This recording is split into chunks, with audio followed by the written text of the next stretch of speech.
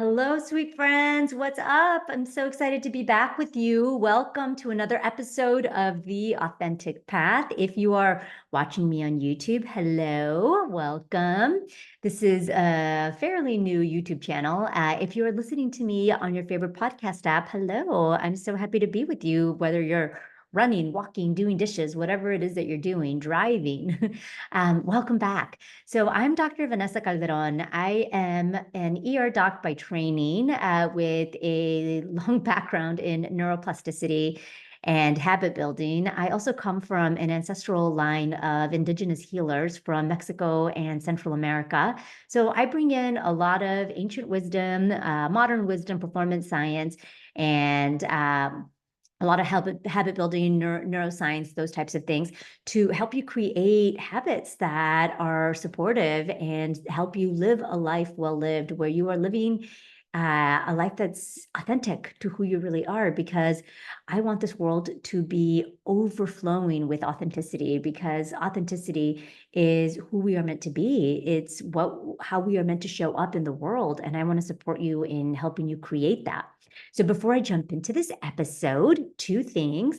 Number one, if you want to communicate with me, I'd love to hear from you. There's a link in the show notes where it says reach out to me or text me, something like that. And you can directly email or text me from that link. You could click that link and directly message me. It's so fun to read the messages from all of you. I really, really love knowing that this podcast is resonating with me. It actually fuels me to continue to create these episodes and be here with all of you. So send me a message. Let me know what you're thinking about these episodes. Let me know where you're listening from. Let me know a little bit about you. I love learning about my listeners.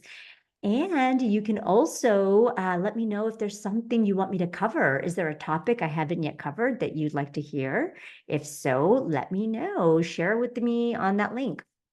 The second thing is, um, what was the second thing? Do I remember the second thing? I don't. But when it comes back to me, I will share with you. Oh, yes. If you want help doing any of this work that I am teaching, so I teach all of this work here, and this work is work that I've done on myself, work that I've been learning, teaching, working with for over 10 years. And I work directly one-on-one with my clients right now doing this type of work. So there is a link in the show notes to schedule a consult with me if you are interested in doing this work for yourself on a deeper level with one-on-one support. So that link is in the chat. All right, let's jump in. I am talking about one of my favorite topics today, and it is the topic of partnering with our emotions. Okay, partnering with our emotions. This does not mean suppressing our emotions. It means literally partnering with our emotions, creating a conscious, compassionate relationship with what it is that you are feeling. The reason why this is important is because emotions are never a problem. They're not obstacles to overcome. They're not something we're supposed to push away or not feel. They are messengers. They're showing us what is true. They are showing us what is out of alignment. I think about them as sort of our inner compass. They show us what needs attention. And I love teaching my clients this work because, especially if you're a woman, many of us have been told to not be too emotional. Stop being so emotional, we've been told. And really, emotions are never the problem. And when you learn to partner with them instead of fearing them or resisting them, you unlock one of the most powerful tools for leadership, for authenticity, for living a life well lived. It helps you expand your pie of life, your entire experience of life. You are more fulfilled. You have deeper relationships. You can experience more equanimity. It's really beautiful and it's available to you. So I really want you to lean into this and to know that it's 100% possible to do it. 100% possible. Listen, I am like everybody else walking this planet. I also was taught to either suppress my emotions, to not fear them. I was taught that sadness was unproductive or a waste of time. And I had to go on my journey too and get to where I am today. And so it's 100% possible for all of you to do that too. Okay, so we're going to talk about what it means to partner with your emotions, why we've disconnected from them. I'm going to talk a little bit about the difference between the divine feminine and the divine masculine that we all hold inside of us, and then how to reconnect with our emotions. I'm going to walk you step by step through what process I teach my clients. Okay, so what does it mean to partner with your emotions? Again, when I say partnering, I mean being in relationship with what you are sensing, what you are feeling, listening to them, learning from them, instead of letting them hijack you, instead of avoiding them, burying them, trying to get really, really busy and do all of this work instead of feeling what it is you need to feel. That is what I mean by partnering. When you can be with an emotion, when you can be with, oh man, I remember when I had to do a lot of my own healing from internalized misogyny and internalized racism. There's a lot of rage I had inside of me, and rage and grief that I had to really move through. And when I got to be with it without letting it overcome me, oof, that felt like liberation. That was really powerful work. So I want you again to think about your emotions as kind of like an internal GPS. It's just data. It's data that is signaling our body and our mind and sending us messages to help us navigate life. So if you are like many of my clients, high achieving, smart, professional, or, you work really hard, you may have learned to work harder instead of feel your emotions. And I just want to say that one more time, because oftentimes when I hear people say, I don't have time for this, like this work, or I don't have time for this, it usually means they're avoiding feeling something. They're avoiding feeling something that might feel hard to feel. It might feel sadness, like sadness or inadequacy or something like that. So just know that busyness is another way that we avoid feeling. So, from the neuroscience perspective, from our brain science, emotions arise from a part of our brain. It's called the limbic system. Guess what? We all have a limbic system, which means we all have emotions, which means every human being walking this planet is emotional. So, even those that are trying to show up as very stoic or very reserved, they have feelings too. We all have feelings. So, emotions arise in the limbic system, specifically in the amygdala and the insula. And that is where we integrate emotions and bodily information. So, the reason why that's important to know is because there's a neuroscientist who is known for his work around something called the somatic marker hypothesis. That's Dr. Antonio Damasio. And he describes emotions as the body's way of tagging an experience with a meaning. Now, humans are the only people that like to are the only mammals walking this planet that like to make meanings out of things. So we tag an experience with the meaning, we make meaning out of them. Now, the mechanism that helps us, this what's good about that is that this mechanism helps us make wise decisions in the future.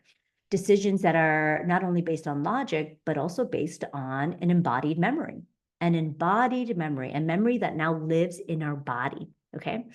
So that is why we sometimes experience emotions and why we should actually notice the emotion. So when you feel anger, sadness, fear, disappointment, your body is sending you important data. It's saying, hey, something matters here. Hello, pay attention. Something is important here. The problem is that many of us were never taught how to interpret those signals. So we either suppress them because if you're a woman, you're never supposed to be angry or rageful. You're supposed to be proper. At least that's what I was taught. So you're taught to suppress those emotions, or you're never supposed to, like, why would you feel sad? Sad is such a waste of time. And I realized for me, there was so much sadness that I had to move through because of all of it, because of the land that was stolen from my ancestors, because of the trauma that they experienced, all of that kind of stuff that was living in my genetics, that was living in my body. And I realized that for me, and this is true for so many of my clients that avoid sadness, especially if you experience childhood trauma, you're afraid that if you let yourself feel sad, you might become overwhelmed with the feeling of sadness.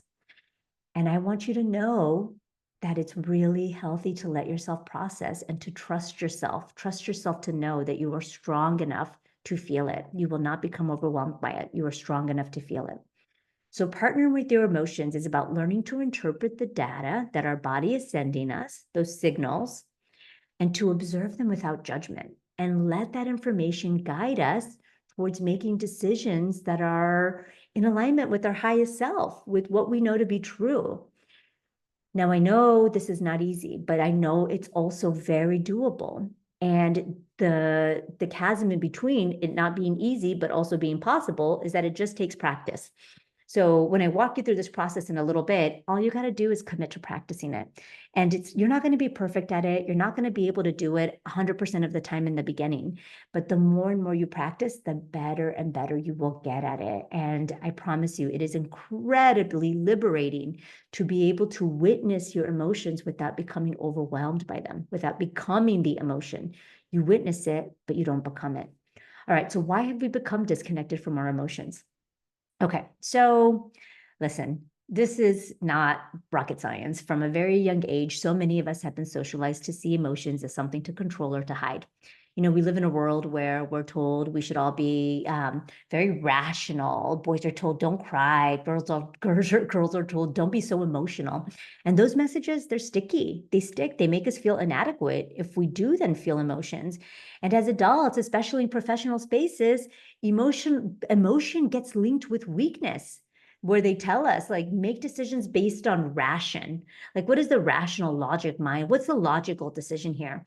And guess what? Even the most logical person has a limbic system, which means even the most logical person has emotions.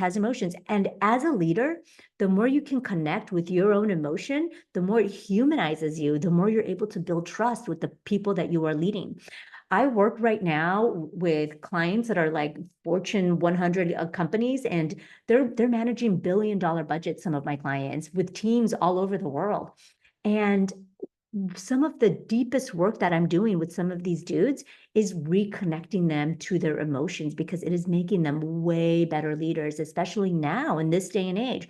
They notice that they're better able to connect with their teams. They get better results, and they're happier at work because now they have a human connection with the people that they're leading. It's not just based on KPIs and metrics. It's really powerful work. It's super important. So the more you can practice it now and connect with it now, the better you will be later as a leader, the better you will be as a parent, as a significant other, as a girlfriend, as a boyfriend. So it's important work to do. So why do we avoid it? Because again, we put up this armor that we shouldn't feel because we're trying to model the success that we have been shown. Historically, success has been very masculine, analytical, linear, the thought of logical. And we push down anything that feels soft or intuitive or vulnerable. We don't want to be shown that way. But I'm going to tell you right now, one more time, that it is incredibly refreshing when a leader shows up in full humble confidence, trusting who they are, really vulnerable, but vulnerable just really means honest, like being really honest. I get told all of the time in my leadership spaces, oh, I love your energy, all this, they always naming my energy. And I sat with that one day and I'm like, what is this about? I wonder what they're seeing when they're naming my energy. And I know it's multifactorial, but I realized one of the biggest things that they're sensing is my authenticity, because I show up honest. Like, my intention every time I walk into any professional space, any business meeting, any big conferences, I choose to be the fullest authentic expression of myself. That means I bring in my emotion, my unconditional love, my intuition, my vulnerability. Sometimes I bring in my insecurity, whatever it is that I'm feeling, I show up with it all. I don't let it overcome me, but I show up with all of who I am. I really like what Brene Brown says about this. She says that, okay, this is what she says about emotional suppression, that emotional suppression doesn't make us stronger. Okay. So if you think that you are strong because you're pushing your emotions away, you're not. Actually, vulnerability is one of the biggest acts of courage. When you can really show up honestly with who you are and share from that space, that's courage, that's strength. Emotional suppression doesn't make you stronger. Because when we're disconnected from our emotions, it makes us actually less resilient. And here's a quote that Brene Brown said that I thought was so powerful. You cannot selectively numb emotions. When you numb the dark emotions, the ones that you feel hard, you also numb the light emotions too. When you numb the dark, you numb the light. That's what she says. And I think that's so powerful. It's just true. The more you can connect with all of your emotions, the more you will show up as a fuller, more authentic expression of who you are. And for women in leadership, of course, there's this added layer. I know for me, I remember once getting told, don't be so impassioned. And this was hilarious. Okay, quick side story. I was asked by my kids' preschool back when COVID, the very first spring of COVID, to help the principal make decisions on masking, not masking. There was so much information. Everything was changing all the time. I was leading at the time I was a department chief in an emergency department at a hospital, and I was leading the entire hospital's incident command center around COVID. And so I had a lot of like ready information around COVID at my fingertips. And so the principal asked, do you mind volunteering to help me make decisions around what we should do with COVID? And I'm like, of course. And so one of the conversations we had is, should the kids wear masks? And we were on this group chat, and or it was like a conference call, and there was parents on the conference call. And so my recommendation was, yes, if the kids can keep a mask on their face, have them wear a mask. And I said that. I said, if the kids can keep a mask on their face, it might be a good idea to have them wear a mask and have them keep the mask on at all times. And one of the dads on the call, he said, hold on, before we get so impassioned here, let's look at the data. And I was like, whoa, look at that. Look at that. I am a woman making a comment or a statement here based on the data that I have seen. I'm the only physician on this call. I'm an ER doc. I'm clearly the person that's the most experienced when it came to COVID, and still being called impassioned. And that hit me because I knew that that was sort of a sexist comment. Would he have said that to a man? Probably not, because the concept of being too emotional or being impassioned in a bad way, that's how women get labeled all the time. And it's something that we've internalized, a fear we've taken on, which causes us to essentially over masculinize ourselves, to show up like with not a lot of emotion and talk like this and be very stoic in pursuit of respect, in pursuit of success. And it really comes at a huge spiritual and emotional cost. It causes us to be disconnected with one of our most authentic sources of power, which is our divine feminine energy. Listen, this is me talking to you from full-on experience, because I was fully disconnected from my divine feminine energy because I had vilified it. I thought I wasn't strong enough unless I was very masculine. And so I over masculinized myself like many high achieving, high functioning women do. And the truth is that regardless of gender, everybody carries divine feminine and divine masculine energies within us. They're not gender roles, they're archetypal energies that exist in every human being. The divine feminine, the energy of being, of intuition, of compassion, of flow, of creation. Hello, we create human beings outside of our bodies. That's incredible. That's really incredible. It's that energy that allows us to hold space for the discomfort, for uncomfortable emotions without judging them. And then, of course, divine masculine energy, which is beautiful energy of doing, of taking action, of being directed. That's powerful energy. Both of those energies in alignment, coming hand in hand in partnership. That's beautiful. When those energies are in harmony, we are more balanced. We're rooted in wisdom. We're structured and guided by intuition. It's really beautiful and powerful. What we don't want to do is vilify one or the other. They're both incredibly important, and we get to hold space for the nuance of both of them. And when we can come home to our divine feminine energy, it allows us to hold our emotions with compassion instead of vilifying them. Okay, so I'm going to walk you through a process of how to reconnect and partner with your emotions. So how do you actually do this? Okay, so this is the ABCDs of emotions. I've taught this before, and I'm going to go a little bit deeper. I don't remember which episode it's in, but it's one of my earlier episodes of how to feel uncomfortable feelings. So you can go back to that if you want that specifically. But let me just quickly walk through this step by step. Okay, the first thing I want you to do is I want you to notice when an emotion arises in your body. Notice when an emotion rises in your body. And when it does, the A of the ABCDs of emotion is just have awareness. Awareness. Notice that it's arising in your body. When you can notice that it's arising and you can describe it, what does it feel like? It's tightness. It's a heaviness. It feels hot. Does it have a color? Does it have a temperature? When you can just do that, that's called interoception. It's your brain's ability to sense and interpret the signal from your body. So it's just a sensation. That's another thing you can do. You can even soften, instead of calling it an emotion, You can call it a sensation. That helps you stay curious instead of being really reactive. Because when we think emotion, especially if it's like one of the more difficult emotions to feel that's more restrictive, we immediately want to go to work to fix it. I don't want to feel that. I want to go to work. I want to fix it. What is the emotion? Well, let me figure out why I don't want to feel this. Something's wrong. It's usually what our brain does. Something's wrong. I got to fix it. So instead of calling an emotion, if you want, you can just label it as a sensation. What is this sensation in my body? It's a tightness. It's a heaviness. It feels like a discomfort in my stomach. It's hot. It's cold. If it was to have a color, it would be purple, whatever it is.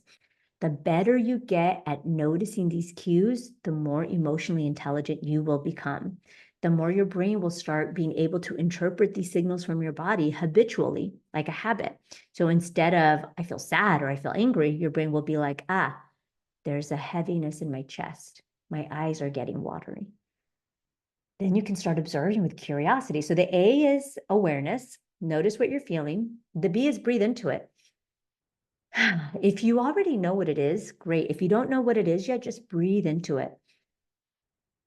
Because just breathing into it creates space for you to now be able to see, call it out. So call it out really is like labeling what you're feeling.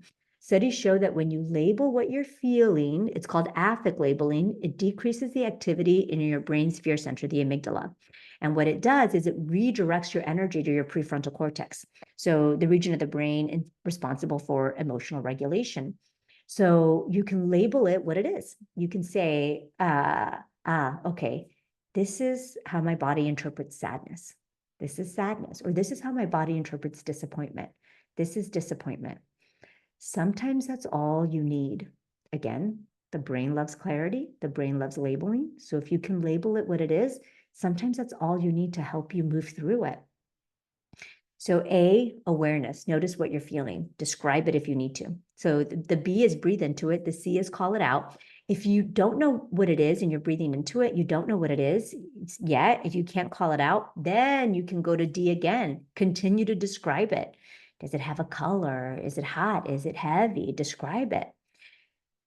And that by itself is going to allow it to move through you. Emotions, sensations, it's just energy. Everything is just energy. So when I say that, what do I mean? It's energy because what is happening is you're having the synaptic connections in your brain, neural synapses sending messages down your nervous system, and it moves through electricity. So it's energy. It's just energy moving through your body. So sometimes the energy will move to your chest, to your left arm, to your right arm, to your stomach. Those energetic synapses are just moving through your body. And the energetic synapses, that energy typically takes about 90 seconds to rise and fall, 90 seconds to move through your body. So the more we can just breathe to it without making it mean anything, the more we can observe it without making it mean anything, the more the body will allow it to move through us, the more that we will notice that we are emotional conduits, not emotional sponges. And you want to be an emotional conduit. You want to let the emotions move through you. You don't want to trap the emotions inside your body. So when you can notice it, when you can breathe into it, when you can allow yourself to feel it, you will free it. It will move through you. But when you resist it, like, oh, I'm so disappointed. I feel so sad. Oh, why am I? What's wrong with me? Why do I feel like this? What did I do that was wrong? That's called resistance. When you become the emotion, when you let the emotion overcome you, you're resisting the emotion. That causes the emotion to stay trapped. The energy cannot move through you. And so you really want to breathe into it and let the emotions move through you.